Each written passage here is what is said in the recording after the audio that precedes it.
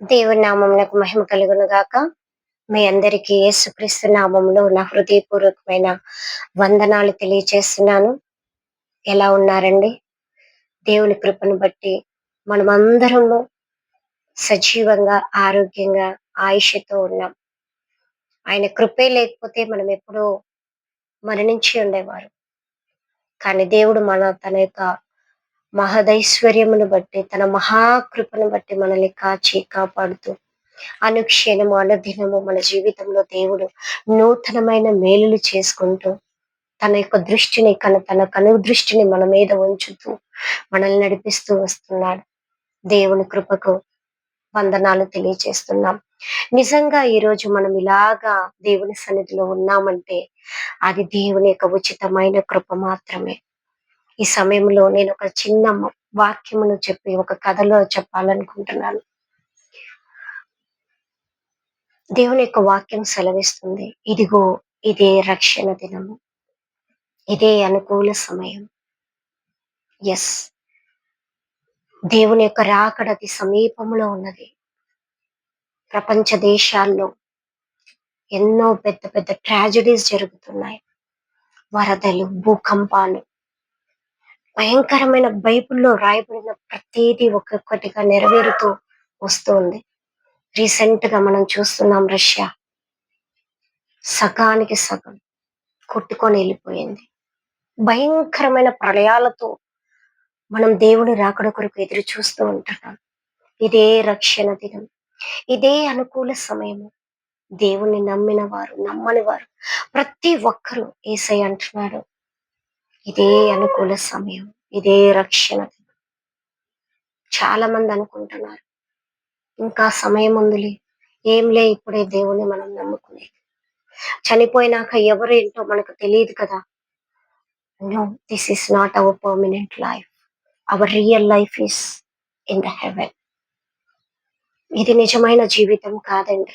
Just we are travelling, we are into one vehicle, like one of the train. మనం ఏదో ఒక station లో ఆగిపోవాల్సిందే. ఏదో ఒక టైంలో మనం మన లైఫ్ ముగించబడాల్సిందే. ఆ తర్వాత మనం కొనిపోబడాల్సిందే, వెదర్ హెల్ ఆర్ హెవెన్. చాలా మంది క్రైస్తవులు కూడా నామకార్థంగా బ్రతుకుతూ ఎలా ఉన్నారో తెలుసా? ఈ రోజు కాదులే ప్రార్థన, రేపు చేసుకుందాంలే, రేపు చూద్దాంలే, ఈ రోజు ఎలాగ అయిపోయింది కదా, రేపు చేద్దాంలే, tomorrow, day after tomorrow, tomorrow అని ఇలా డేస్ అన్ని పాస్ చేసుకుంటూ వెళ్ళిపోతున్నాం. ఒక చిన్న ఒక కుక్క ఉందంట. ఆ కుక్క చాలా తెలివైన కుక్క అన్నమాట. ఒకరోజు భయంకరమైన వర్షం పడతా ఉంది. పెద్ద వర్షము, ఉరుములు, మెరుపులతో కూడిన వర్షం పడతా ఉంది. చలి కొనుకుతా ఉంది కుక్క. అప్పుడు అనుకుందంట, ఇలా కాదు, నేను ఈ చలికి తట్టుకోలేకపోతున్నాను, రేపు పొద్దున్నే నేను లేచిన వెంటనే వెళ్ళాలా, ఒక మంచి బెడ్షీట్ రగ్గు కొనుక్కొని రావాలా, నేను ఈ చలికి తట్టుకోలేకున్నా హ్యాపీగా కప్పుకొని పడుకోవాలా అనుకునింది. అలాగే వణికి వణికి వణికి నిద్రపోయింది. తెల్లవారిపోయింది, లేచింది. కొద్దిసేపు చలి అని వణికింది. ఆ తర్వాత సూర్యుడు రావడం స్టార్ట్ అయింది. వేడిగా ఎండ వచ్చేసింది.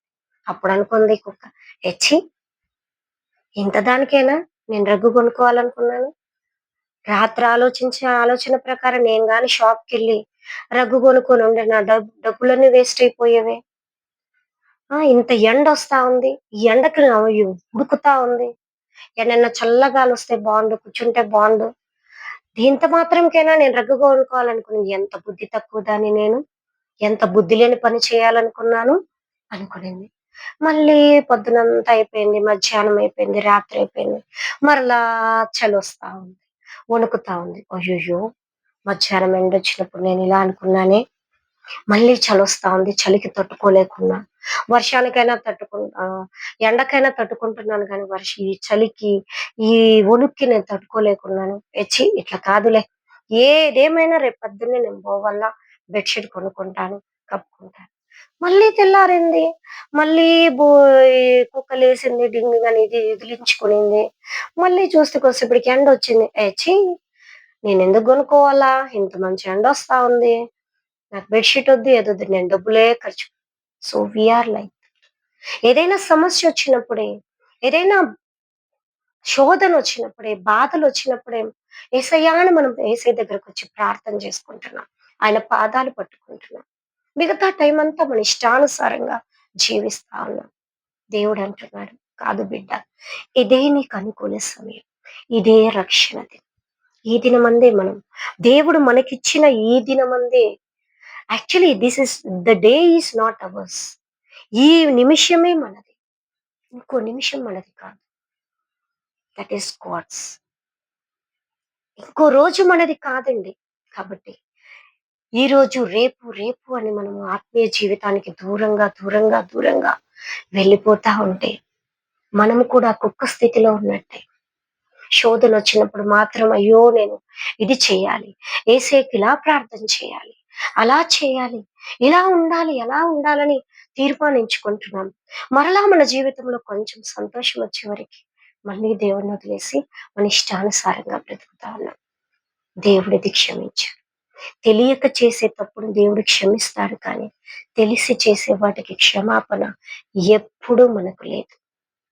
కాబట్టి దేవుని బిడ్డలమైన, యేసయ్య బిడ్డలమైన మనము ఈ దినం నుండే, ఈ క్షణము నుండే యేసయ్యని ఏ స్థితిలో ఉన్నా, ఏ పరిస్థితిలో ఉన్నా, ఎలాంటి స్థితిలో మనమున్నా కూడా ఆయన్ని మనము ఎల్లప్పుడూ ప్రార్థన చేస్తూ, ఆయన వాక్యం చదువుతూ, ఆయనతో నడుస్తూ, ఆయనలో జీవిస్తూ, ఆయనని సొంత రక్షకునిగా ప్రతిరోజు మనం అంగీకరిస్తూ, మారు మనసు ప్రతిరోజు మనం పొందుతూ, దేవుని యొక్క అడుగు జాడల్లో మనం నడవాలి. ఒక్క స్థితి లాంటిది మనది కాదు. దేవుడు మనల్ని ఎంతో విలువైన తన రక్తాన్నిచ్చి మనల్ని కొన్నాడు. మనం మన సొత్తు కాదండి. యేసయ్య మనల్ని కొన్నాడు. ఇప్పుడు మనం విలువ పెట్టిన కొన్న ఒక బంగారాన్ని ఎంత జాగ్రత్తగా చూస్తున్నాం. అది చిన్నది ఏదైనా పడిపోతే అది దొరికే వరకు మనం వెతుకుతామే. మరి అంతకన్నా విలువైన యేసయ్య రక్తముతో కొన్నబడిన నీవు, నేను ఆయనకెలా ఉండాలి? ఆయన్ని ప్రేమించే బిడ్డలుగా ఉండాలి. ఆత్మీయ జీవితంలో ఎల్లప్పుడూ ఆయనకు దగ్గరగా, స్ దగ్గరగా మనం రావాలి. ఇదే అనుకూల సమయం. మనం అనుకుంటున్నాం, మనం పుట్టినప్పటి నుండి క్రైస్తవులమే కదా! మనకు తెలియని బైబిలా? నాకు తెలియని దేవుడా? నో. దేవుడు ఎప్పుడూ మనల్ని చూస్తూ ఉంటాడు. దేవునికి దగ్గరగా బ్రతుకుతున్నాము. దేవునికి దూరమైపోతున్నాము.